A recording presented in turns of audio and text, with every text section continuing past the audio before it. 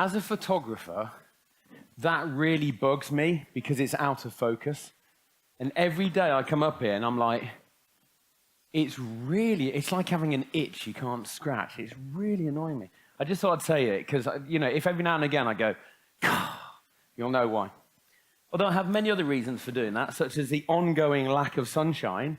So basically, when I land at Heathrow, I'm going to go and be seeing if there's a spray tan booth that I can go in and get.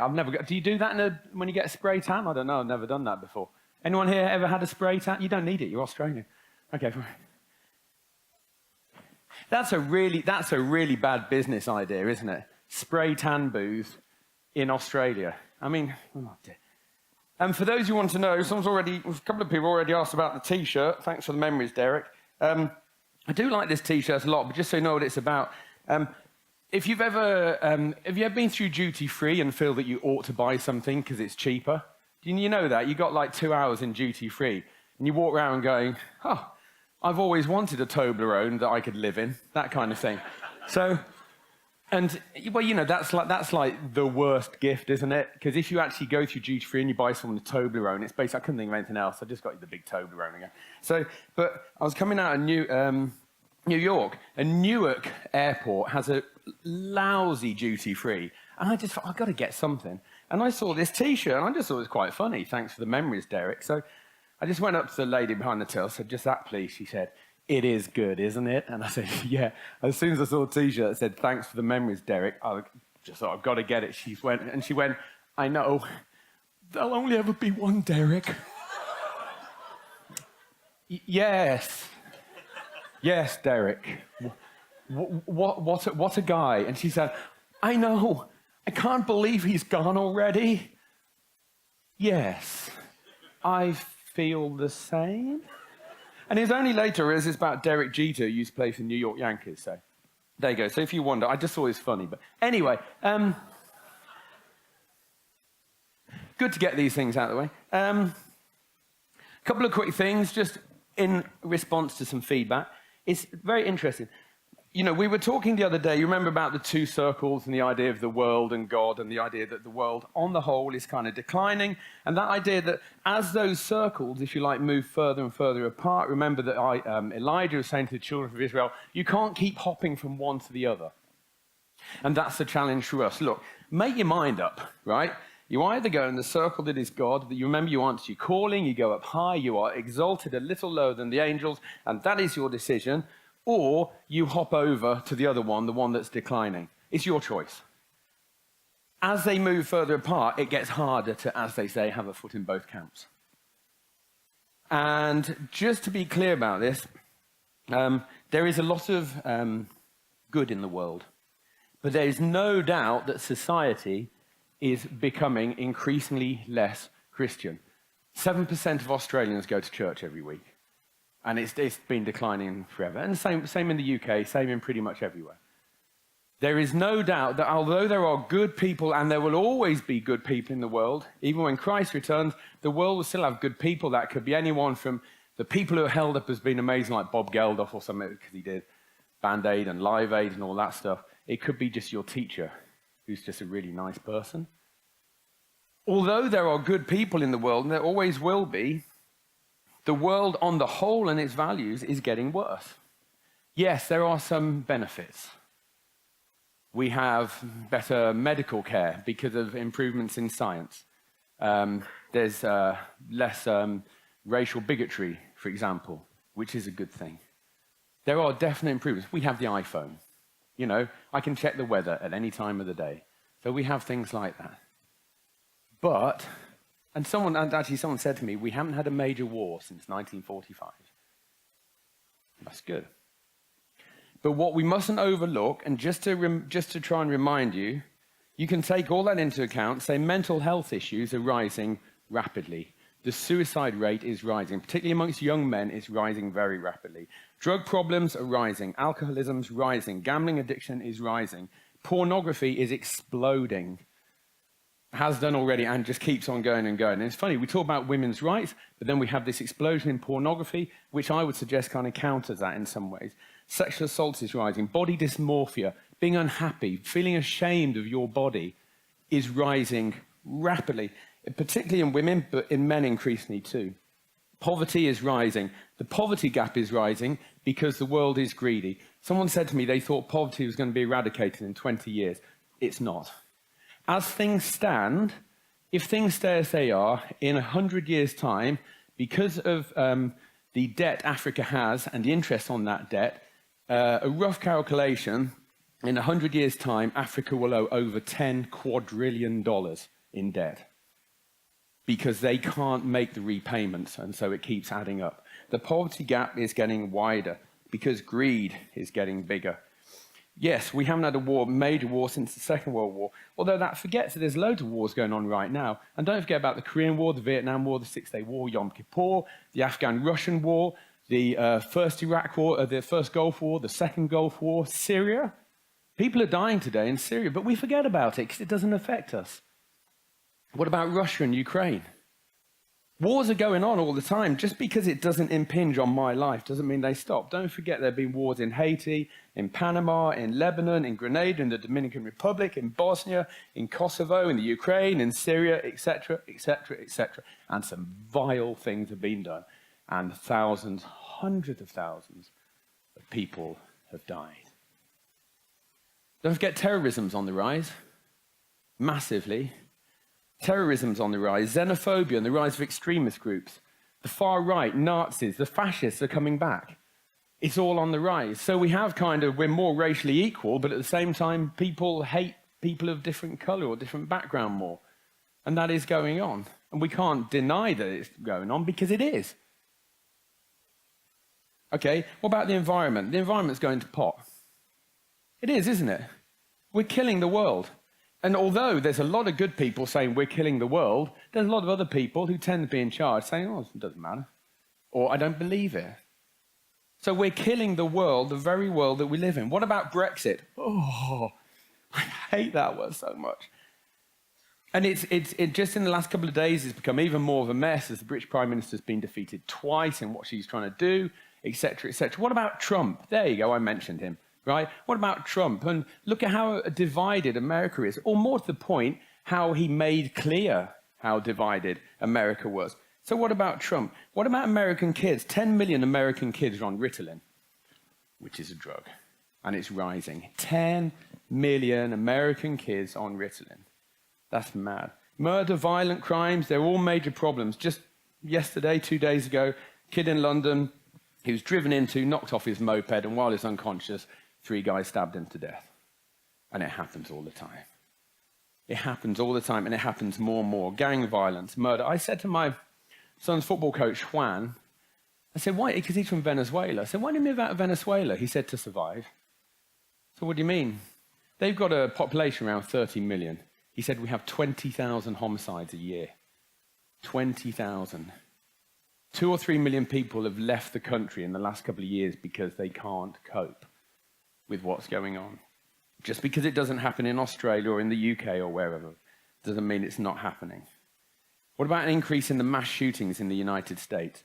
If you were to take a mass shooting as any shooting where 4 or more people are injured or killed, between 2013 and 2018, there were 9 mass shootings every 10 days for 5 years. Just because you only hear about what we might call the big ones doesn't mean they're not going on. Trust me, the world is moving further apart from God. There are good people in the world, and hopefully you are part of the good people, desperately trying to rebalance it. But that's your choice. You put your foot in that one, or you stick with God. And it's a really clear choice. And we do our best, and that's what Christ is looking for. And that's much of what we're going to be thinking about today. One final thing on that. If you want what we might call the silver lining, this is a really good silver lining. So like it's a platinum lining or something like that. I'm trying to lift it up here. Lift the mood, Joe. If you want the silver lining, God prophesied that this would happen. And he prophesied that it would happen not long before Christ returns. And that's the silver lining. I don't like the way the world is. But what kind of beats that is the fact that I love the fact that it means Jesus is getting closer. And you can't have one without the other. If you want Jesus to come back, we have to go through the way the world is now. And to be honest, it's worth going through if it means Jesus is going to come and resolve it all. So in the meantime, we don't choose the world, we choose God. Why?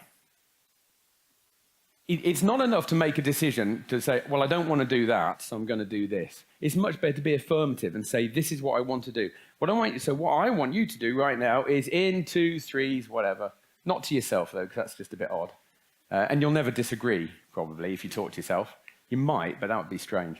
In 2s or 3s, I want you, just for 1 or 2 minutes, very quickly come out and say, what are the advantages of being connected with God?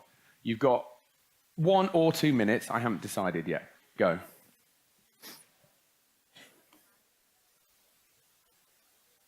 Okay, so my immediate thought, as I was here looking in my notes, gripping firmly onto the table in my religious fervour, my immediate thought was, there's a piece of chewing gum under this table and my finger's right in the middle of it. And there it is. It's purple, just so you know. There you go. Right, so, other than that, leaving the chewing gum to one side, right, here we go. What are the advantages, because we have a positive faith, what are the advantages, anyone, of being connected with God? Go. Say that, having a hope. Absolutely. Who said having a hope? Excellent. It's okay, because he put his hand up, I didn't need 2 of you to point as well. I know I'm a bit blind, but you know. He's over here. Help him to the toilet. Yeah. Having a hope. That's a really massive one. A lot of people in the world struggle because suddenly, if you take God out, this is a pretty meaningless existence. That in the history of time, you're this tiny dot, you come, you live, you die. That's it. And actually, that is something that causes a lot of people mental health problems. It's a huge, huge thing, actually. It's very easy to say, and it's a very good one, but it's massive. Someone else. I'll come back to you in a minute, but they were more rude. Yeah, go on. Say again? Purpose. Good. Actually, now, purpose and hope you could put together, but actually a purpose, this is slightly different. This is what I should be doing with my life. Now, it's great to actually know what you should be doing. Imagine you're given a job, and you've got this new job, and you're a bit nervous. You know, you're a bit nervous, and you're going on your first day, and you go, right, you really want to impress. What do you want me to do? Don't know. Figure it out. It's horrible. What do you mean? Just tell me. I need to know what I'm meant to do. And also, then I can know whether I'm kind of doing it or not. Don't leave me to kind of swim around not knowing what's going on. So purpose. Good. Yes. Down. Yeah. Yeah, absolutely. The comfort of knowing someone is looking after you. We're going to think about that in a bit. So hold that thought. That's good. Someone else. Yes. You can talk to him. Absolutely. And God responds. Okay, he may not respond in a voice out of the clouds, but he does respond through actions or through things that happen in your life. But the fact that he is always there, and he never sleeps. Psalm 116, I think it is. I love the Lord because he hears me. He says, every time I talk to him, he hears me. He never goes, sorry, a bit busy. Ever. Yes. A family in Christ, yeah. So I was just scratching it. Hold on, you can do this. A family in... Not the right time, Joe. A family in Christ. Fellowship. You're having a good time together. You're having a much better time than if it was just you here. Because then you'd have to be doing that weird fashion show and looking at it yourself. Right? That would be strange. But no, think about how important you are to each other. A family in Christ, the support that gives. Huge. And as you go through life, if Christ remains away, you will learn to appreciate it all the more. It's amazing. I mean, the fact is worldwide. Look at me. I'm in Australia. That's weird. I don't know how many thousand miles it is, but it's got to be at least 1,000 miles from the UK, right? Because I'm not good at maths. But one of the great things about this faith we have, I can go unannounced to the other side of the world. I can get my ALS diary, find a Christadelphian, knock on their door, and say, hello, I'm a Christadelphian, and they have to put me up for the night. How cool is that? Free meals. That ALS diary is free meals all the way through, right there. Yes. Thank you. The promise of eternal life and better things to come. This life can be great. You can have a great life, and it can be fun, and it can be fulfilling, and it can be emotive and loving, and all these things. But the fact that there is something better to come, or as the Apostle Paul put it, to live is Christ, but to die is gain. It gets even better. Something that is so good God has prepared for us. He says, no one's ever thought of it. You can't think of it. That's how good it is. One more, if there is one more. Go on. Were you scratching your nose? Okay. Say again. Yeah, absolutely. A reason to be better, a reason to improve, a reason to want to make yourself better, set a standard to live. I mean, look, we could go on for ages. But the point is that there are so many positive reasons to follow God and to stand in that circle. And the fact that actually, this very interesting, you ask for feedback, and normally, you get one or two, and understandably, people are a bit nervous because there's 300, however many of you there are here. When I say, what about reasons to connect with God, it's like there's ideas everywhere. Because there's loads of them. But we often forget those. It's really worth reminding yourself. And for me, the greatest one is this, and I'll tell you why it's the greatest one in a moment. Romans 8:28. This is, people sometimes say, what's your favorite verse in the Bible? And that's really difficult, actually, because, it kind of depends what mood you're in and things like that. But this is my default answer, because this is the one that I've needed more than any other, if you like. Romans 8:28, and we know that in all things God works for the good of those who love him, who have been called according to his purpose. Okay, what does that mean? It means if you love God, he will work for your good. What does that mean? It means your spiritual good. What does that mean? What does it mean for God to be working for your spiritual good? What's his end game? Why would he do that? Why does God work for your spiritual good if you love him? Because he has one objective above all others for you, that you get to the kingdom. That matters more than anything else. Any of you had quite a long journey here? Obviously I have, but anyone else had, you can count going interstate if you like. Okay, so you take the journey home, maybe you've got a long drive, maybe you get a plane or something like that. When you get home, if you live with your parents, when you get home, your parents say, how was the journey? And I'm sure they've done that before. As you traveled a long distance, they go, how was the journey? And you go, oh, well, this happened and that happened. Then we stopped off there and we got something to eat. And then, oh, it was a bit boring, we got stuck in traffic. Oh, this happened. And you tell them everything. And they're interested. They're interested in what happened to you on the journey. But there's only one thing that really matters to them. What is the one thing that really matters? You got home. Thank you. Safely. That's the voice of someone who's been in a lot of accidents. Right? And he's not a poolie, so that's good. But the only thing the thing that matters above everything else, they are interested in what happens to you on the journey, and they care and all that stuff.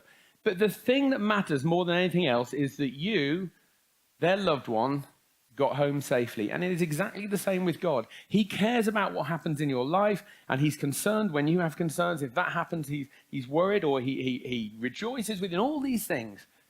But the only thing that matters ultimately, or the thing that matters ultimately, can he get you home? Can he get you to the kingdom? The journey is important, but the destination is better.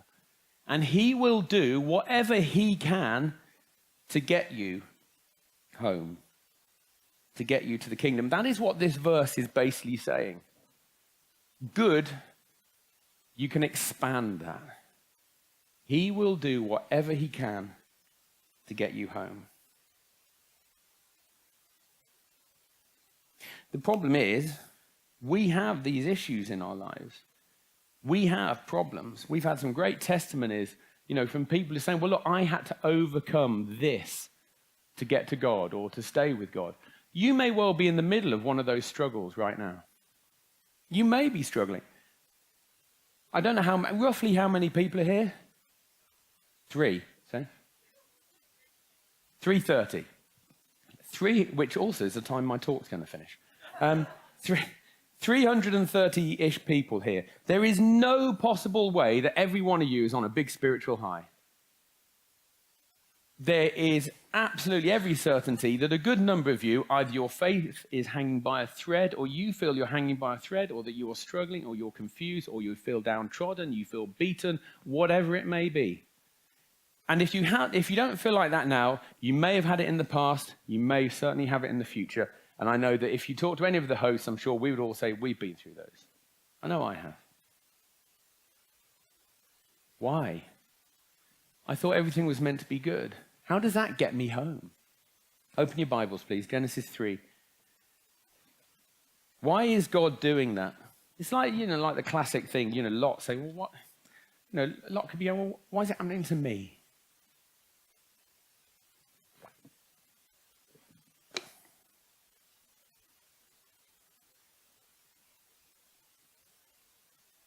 Genesis 3 and verse 17 we'll go in at. And it's interesting because, this is the curse as it's known. Obviously, Adam and Eve have sinned. And these are the curses to God. And it's very interesting how we read this. Genesis 3, verse 17. So they've sinned, and this is God talking. Then to Adam, God said, because you have heeded the voice of your wife and have eaten from the tree of which I commanded you, saying, you shall not eat of it, cursed is the ground because of you. In toil you shall eat of it all the days of your life.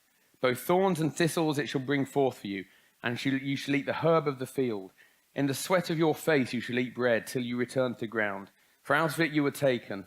For dust you are, and to dust you shall return. And then, of course, he goes on to curse the woman as well. And we tend to read this as, cursed is the ground because of you. We tend to see it as a cause and effect thing. You sinned, therefore I am punishing you. You did that wrong, and this is your slap on the wrist. And yet, if you look, actually in the Hebrew, it's really saying, not cursed is the ground because you did this. It says, some of your translations may say this, cursed is the ground for your sake. What is for your sake? If I do something for your sake, what am I doing it for? To help you. I'm doing it for your benefit. What God says here, cursed is the ground for your benefit. This curse, Adam, this curse, Eve, is going to help you. You won't like it, but it's going to help you. Because you're going to realize what you've done wrong. You're going to realize that you need to be sorry. You're going to realize that you need a hope, that you need a way out of this, that you need something better. And in our case, that we are longing for the kingdom when actually we can lift these curses. Adam, I'm punishing you here, but not just because I want to be horrible. There's nothing about that. The struggles you have in your life, Adam and Eve, are to get you through to the kingdom. It's very interesting, actually. That word, verse 17, cursed is the ground for your benefit or for your sake.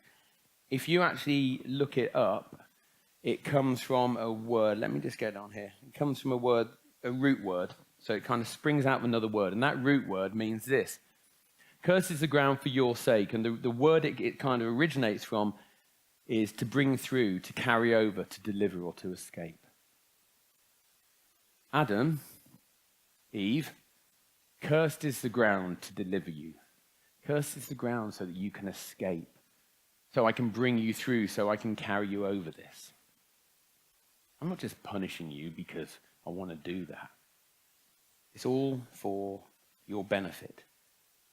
And everything that happens in our lives, all the problems and the struggles, if we trust God, if we follow Romans 8:28, it's all there because God says, if this is the only way I can get you to the kingdom, if this is the only way I can get you home to carry you over, then I'll do it. Think about the Good Samaritan. Now, we don't need to turn to the Good Samaritan. Parable of the Good Samaritan, we looked at the other day. The man sets off from Jerusalem, heads down to Jericho. It's lovely that. Jerusalem was a very, very high city, as you probably know.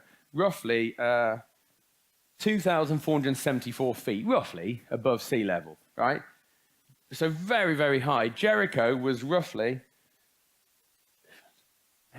846 feet below sea level, roughly.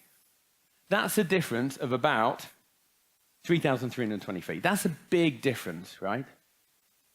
So there's a lovely picture that you have a man who's going from up here to down there.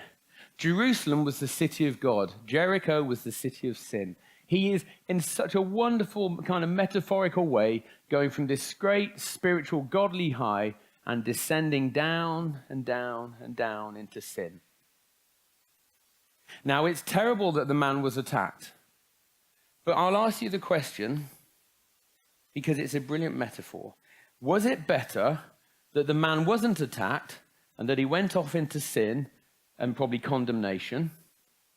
Or was it better that he was attacked and ultimately was saved and went back to Jerusalem? Which is better, to actually go through a horrible experience but be saved, or to miss out on that experience and to lose your life? And that's what God does. He says, look, you may be drifting away from the kingdom, and sometimes I will have to put something in your life, and you may not like it. But if it's the only way I can stop you from drifting down and get you to go back up, of course I'm going to do it, because I love you. Because otherwise you'll die. And that's so hard to accept. Trust me, when you're right in the middle of it, Romans 8:28 is my favorite verse. When I've gone through, I've been through some really dark times. And the thing, I've been through some really dark times, and someone comes up to you and goes, all things work together for good. You don't go, oh, that's all right then. It's hard. You want to punch them, to be honest, but don't, right? But you're like, oh, for goodness sake. It's not easy. And it's very interesting. It's not easy for God either. But he has this issue, right? We like to think, okay, let's say you're there, the kingdom's there. We like to think that we all kind of go walking off to the kingdom. We don't. We keep going off track this way and that way. Now, what does God do? Does he go, well, you're going off track, but I'll leave you. Fingers crossed you come back? Of course not. He has to take, what we'd call an intervention. Come please to John 6, verse 44. We don't always realize that we're walking down to Jericho. That's the problem.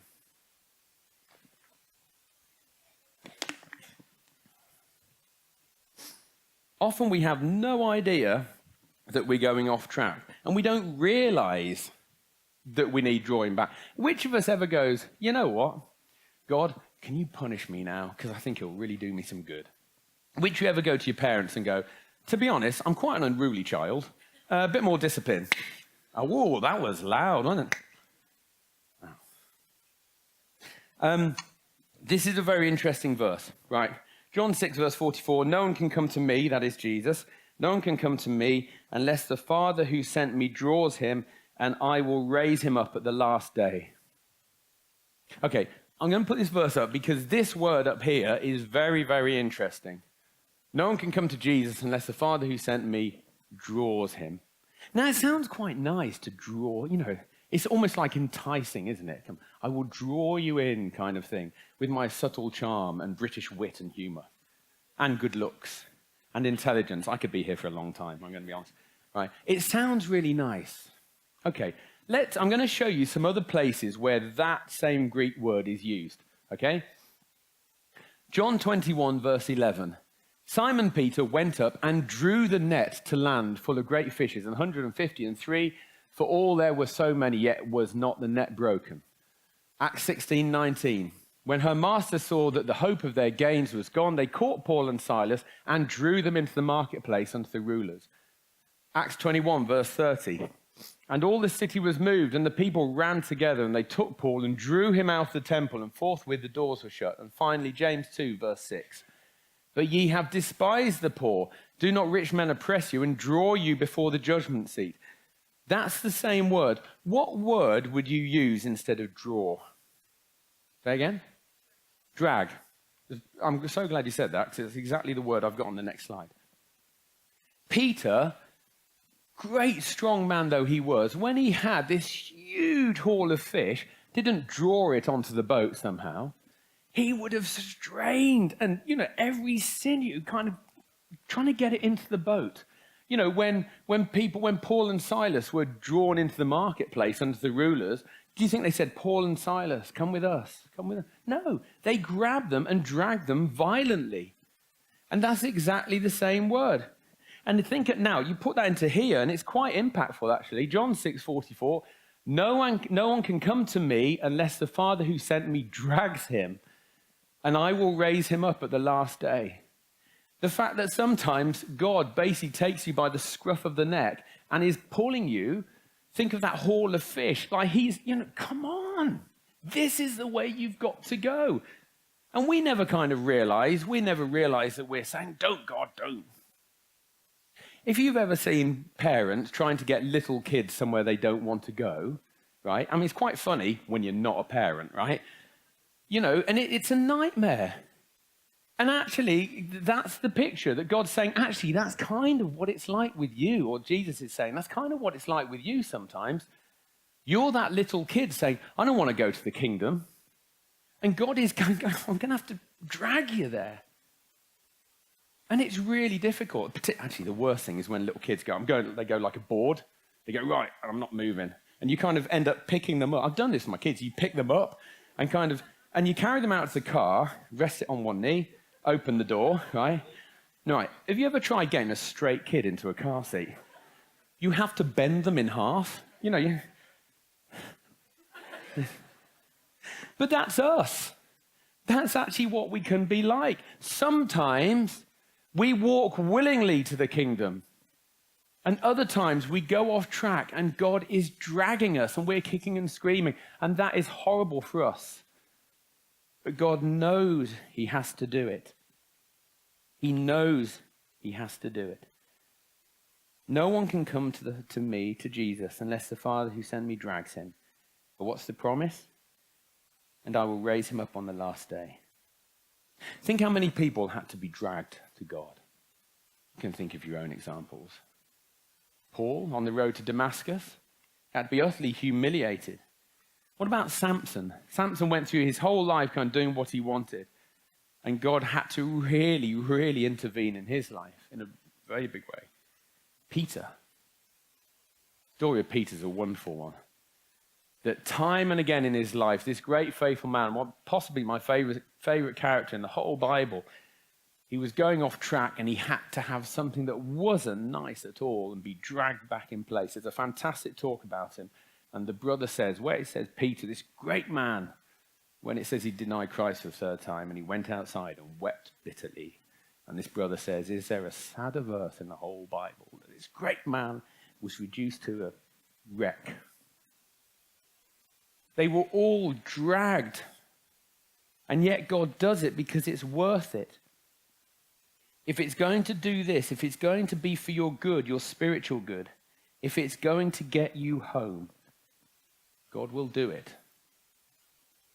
We may not like it, but he'll do it. And something to always bear in mind, if you find yourself going through those struggles, is how does God feel about it? Sadly, we've got a lot of Renaissance art, which is paints God as this big, angry, vengeful old man on a cloud throwing down lightning bolts, which is a great misrepresentation of him. Like with Adam and Eve, he doesn't say, well, I'm going to punish you. Yeah, I'll get my own back. Not about that. How does God feel when you struggle, when you find it painful and difficult? Can you turn, please, to Isaiah 63? How did God find it when his people struggled? So this is talking about Israel, but it applies to us just as much, spiritual Israel.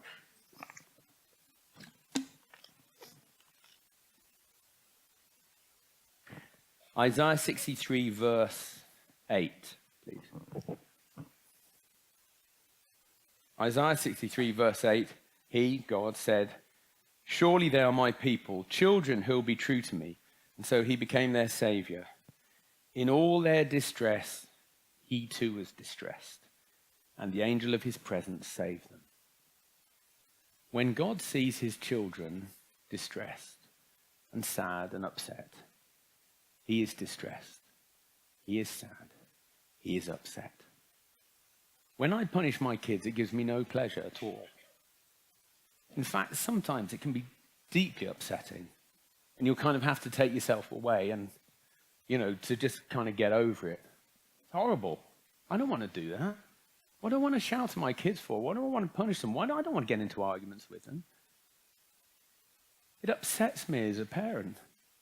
But I'm doing it because I know it's the right thing for them ultimately. If you were sitting there and you're thinking, God, why are you doing this to me? I am struggling. I am upset. I'm not happy about this. God says, to be honest, I'm not that happy about it either. And I'm upset too. I'm upset because you are. If my kids cry, I want to cry. I cry at anything. Seriously, show me a Disney picture, animated film. I'm in floods. Honestly, and that's like 10 seconds in. Monsters University just kills me. There's something I'll show you in a minute. I'll probably weep like a baby through that. It's embarrassing. But God is like, he's an emotional being. If you are struggling, God is there and he feels your pain, but he is so desperate to get you home. He will do it. Like Hebrews 12, which you may know, it talks about if you're a parent and you love your children, you discipline them. Discipline isn't pleasant at the time, but it's worth it in the long run. We just need to stick out for the long run. He is loving, he is understanding, he knows you're going to struggle. Like someone mentioned, for example, the family of Christ, one of the benefits. What's one of the points of fellowship? One of the points of fellowship is to help each other through difficult times. So, you're going to struggle. What if I gave you loads of other people to carry you when you're struggling and vice versa? That would be great. What if I gave you the example of Christ, who suffered in all points as we have? So you've got that. That's great. What if you've got these great men and women in the Bible who you can look at and see how they struggled? That is full of great men and women who would say were incredible. Abraham, we were talking about, struggled. Jacob struggled. We mentioned Peter, Paul, etc. They all struggled. God says, I'll give you those as well. And that will show you how you can get through. He knows we're going to fall short. And he's taken it into account by giving Jesus. So when you do fall short, how do you how do you view it? You see, God kind of doesn't expect you, he knows you're not going to be perfect. I mean, we have a high standard set for us. Be perfect, therefore, as your Father in heaven is perfect. That's a high standard, right? Basically, be like God. He knows you're going to fall short. But it's not about that. It's about doing the best you can. Can we turn to Corinthians, please? Corinthians 9. So that must be 1 Corinthians 9, I think. Let's have a quick check.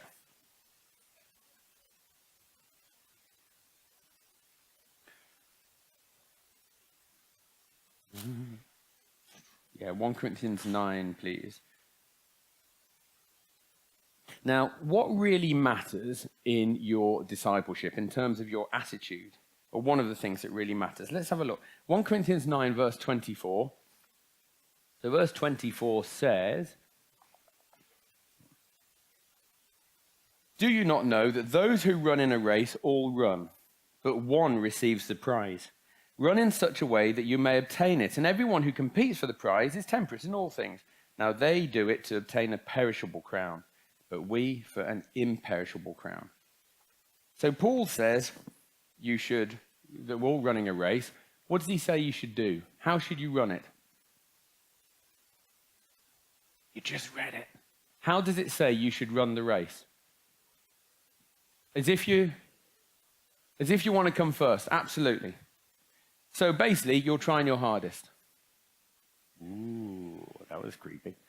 So it's as if you're trying your hardest. Well, you are trying your hardest. He does not say win the race. In fact, later on when he says, basically, I'm at the end of my life, he says, I've finished the race, but I've still got the prize. He doesn't say he won it. And here, he doesn't say, okay, you're in a race, make sure you win. He says, just try and win. Try your hardest. So put that into our Christian lives. God is saying, I know you're going to fall short. I know you're going to struggle. I know you're going to find it difficult at times. Other times you'll find it easier. But I know that that's what it's like. Just try your hardest. That's what matters. that Christianity is not about being perfect. It's not about being perfect. It's about trying to be perfect.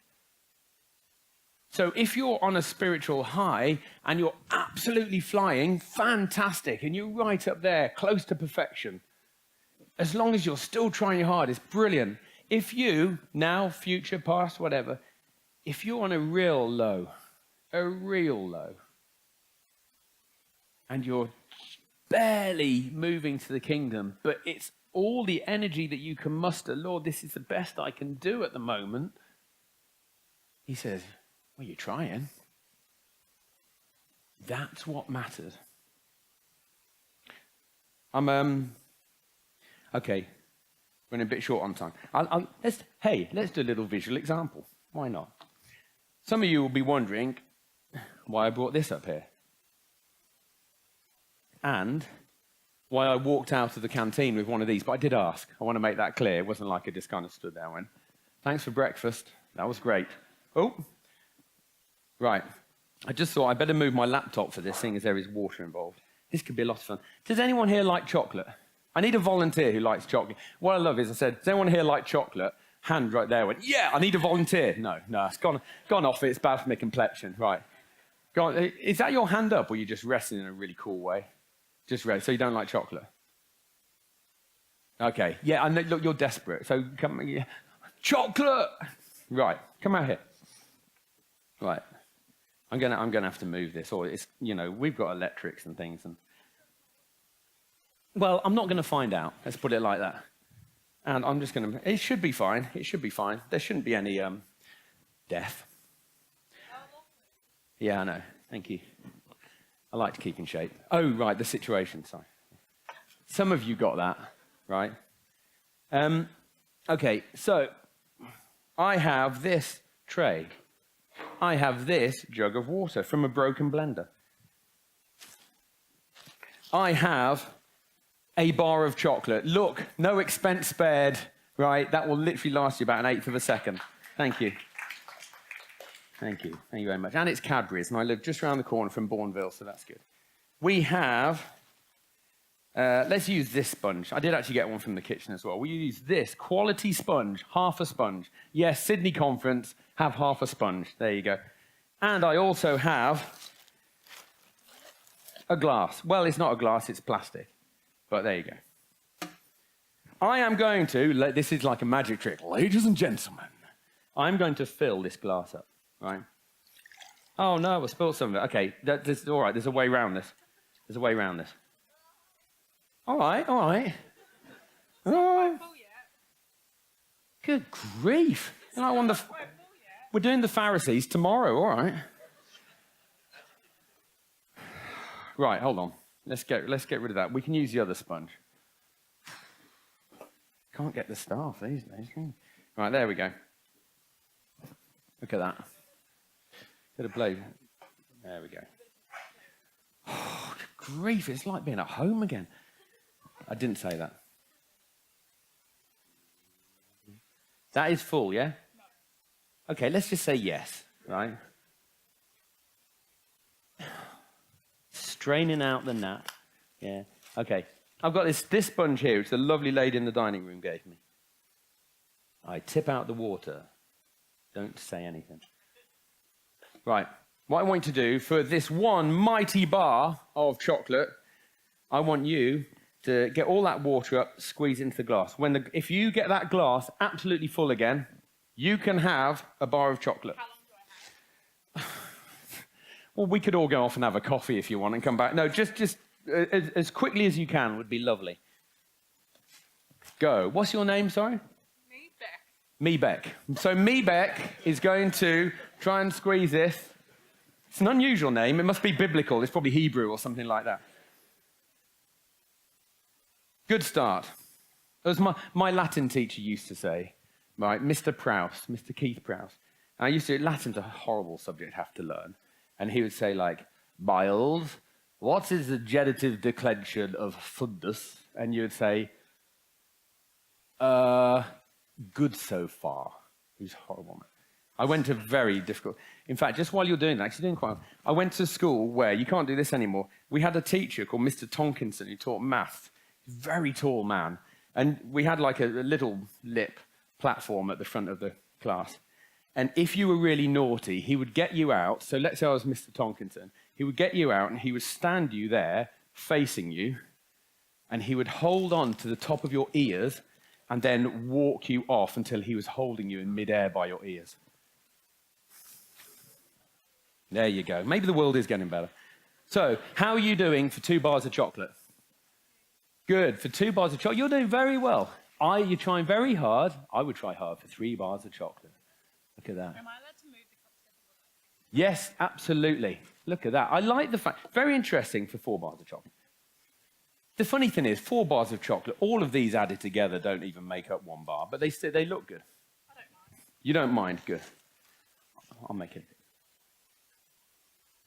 Now, the interesting thing is the amount of care being taken for 6 bars of chocolate. I thought it was 1. I know. Isn't life great? 8 bars of chocolate. Is the amount of care taken. Look, getting the bits off the table. Little dib-dab, dib-dab, dib-dab. Very good. Squeeze. Strong hands. Look. You wouldn't want to milk in a cow. With a microphone on, it's not very sensitive. Yeah. Yeah, I do realise, because I can hear it as well. Oh, I love that. Yeah, they turned it down again, haven't they? They turned it down. I did have a microphone once. It's great. So you can do that, and you can make it go. Oh. And as you did it, you kind of looked at people and went like that.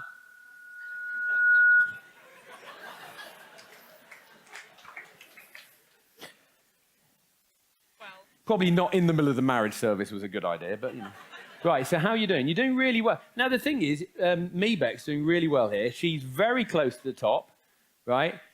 And actually, to be deadly serious for a moment, she's doing very well. She's going around the side, lifting the cup, squeezing very, very hard. And you have got I would say, about 8 or 9 mil. it wasn't full. It was more full than that, right?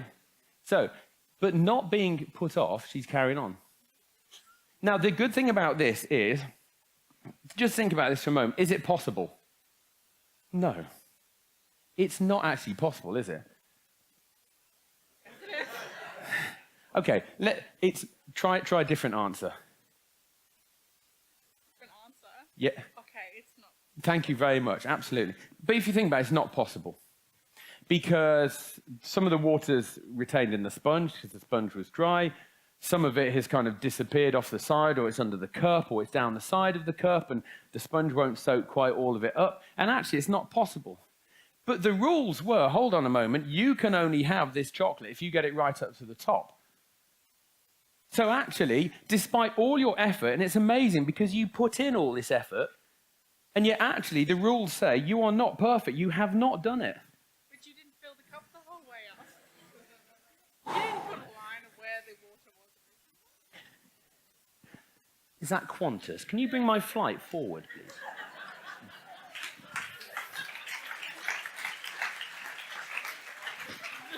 But, see this in terms of Christianity. God says, be perfect. He says, fill that cup up. And he knows that actually it's impossible. You're not going to do it. And however hard you tried, and you did try hard, because like you're saying, well, can I do this? Can I do that? You're really squeezing. However hard you try, you are never going to be perfect. Let me finish. I'm in the middle of the good bit. So, what does God do? Because he doesn't want you to fail. He wants you to have the prize. In this case, a few bars of chocolate. It's much bigger than that. He wants you to get home. He wants you to get to the kingdom. He says, okay, you've fallen short. But you tried really hard, and you did. And I've done this a few times before. And everyone, despite knowing it's impossible, will try and try and try. And God says, you've fallen short. But you tried. So that gap you have there, I can fill that with the sacrifice of Christ. And the sacrifice of Christ comes in and says, well, I can make you perfect. I can fill you up. But with the sacrifice of Christ, it never stops. And it just that's a full cup. That's an overflowing cup. And the sacrifice of Christ, he's never going to run out. Do you really think that the sacrifice of Christ is ever going to say, oh, not enough now? And it just keeps going. And whether your cup is that full or that full, the sacrifice of Christ can make the difference. It fills up and it keeps going. And God says, see, you're perfect. And you're perfect. Why? Well, because of your effort. You tried. And now my grace will make up for the rest. Which means you get your prize. Yes, there you go. A round of applause for me, Bet.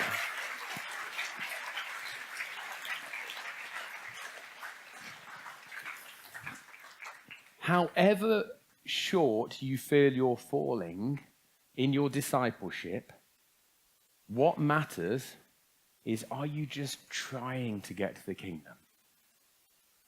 God, Jesus, they can make up the rest. They can make it happen. They can make it work. That's not a problem. That's why Christ died. Let me just flip through this. I'm going to show you, right near the end now, just very quickly show you a video. It's got a few OMGs in it, which is something I really don't like. And maybe it had nothing really bad, if you like. But it was on BBC TV. And this is, I will probably cry at this. It's from a program which I never watched because I think it's rubbish. So it's a good build-up so far. Did you get the program Gogglebox? Yeah, okay. Terrible, isn't it? Right. So this is a kid in the UK. It's off a program called Educating Yorkshire. So Yorkshire being a part of England. And the chocolate's gone. Sorry. Sorry. So what did I do? Had a video. I can keep talking. They'll never know. So it's off a program. Do you need me to change my sound settings? Hopefully not. Good. A man who has faith.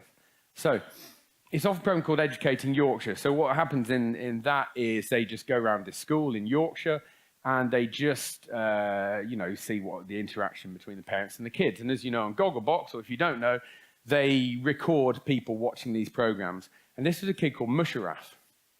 Now, Musharraf has a stammer and he has to take an English oral spoken exam. Right? And I find this very, very powerful. So, like I said, apologies for the bits of language and stuff, but I think you'll understand why we're watching it.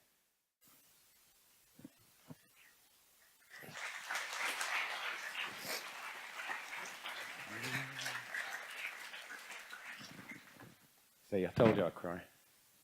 Maybe a couple of you did. It's amazing, isn't it? Isn't it really powerful? Musharraf's speech to the school, was it good? Do you think his speech was good? And people go, yeah, no, it wasn't.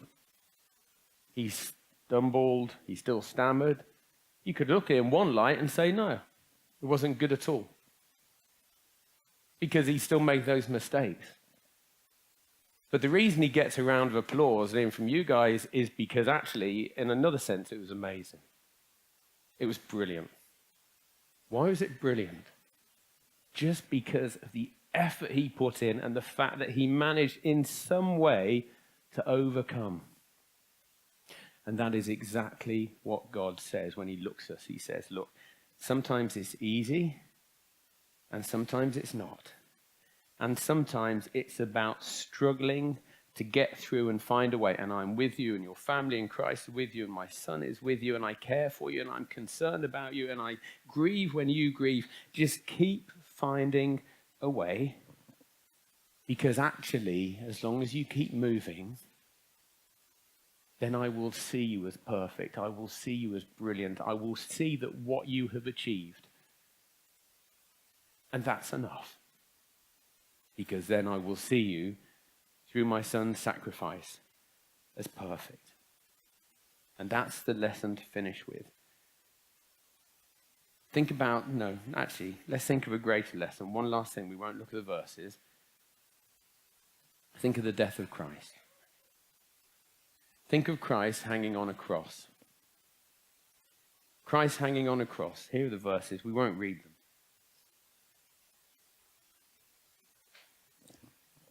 And they were hurling insults at him. You failed. You're a failure. Come down off the cross. You're rubbish. I mean, they would have said way worse things than that. And yet at this point where it seemed that Christ was at the lowest of the low, that was his greatest success, actually. Because the moment that he died, everything was set in place. It couldn't be changed. The kingdom is definitely coming. Christ has achieved that which he came to earth to achieve. That's his greatest success. So remember, when you struggle, yes, it can be really hard. But if you can get through it, just as Mushraf did too, that actually can be your greatest success. Because you say, I faced that, and it was tough, but I got through it. And also because God is with you, and Jesus will be with you every step of the way.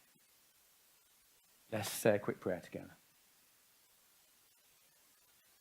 Lord God in heaven, who cares so much for us, that you would give your Son to try and help get us home. Please keep drawing us to you. Please keep drawing us to the kingdom. Please help us on the journey with all the struggles and the trials and the problems that we can face, and help us through them. Lord, there are times where we can feel on top of the world and you celebrate and you rejoice with us.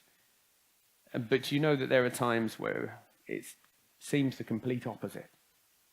And like so many of those great men and women in the Bible, so many of your servants, even your Son, from time to time it is a struggle. And we know that you care for us so much and you feel our pain, and that you are doing everything you can to bring us through it.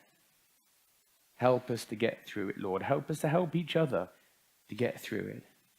Help us to put in the effort to show how much it means to us, knowing that though we're going to fall short, your grace, your mercy, your Son's grace and mercy will make up the difference, and one day lift us up in glory, just as he is glorious too. Bless us, Lord, as a father blesses the children he loves. So bless us. Amen.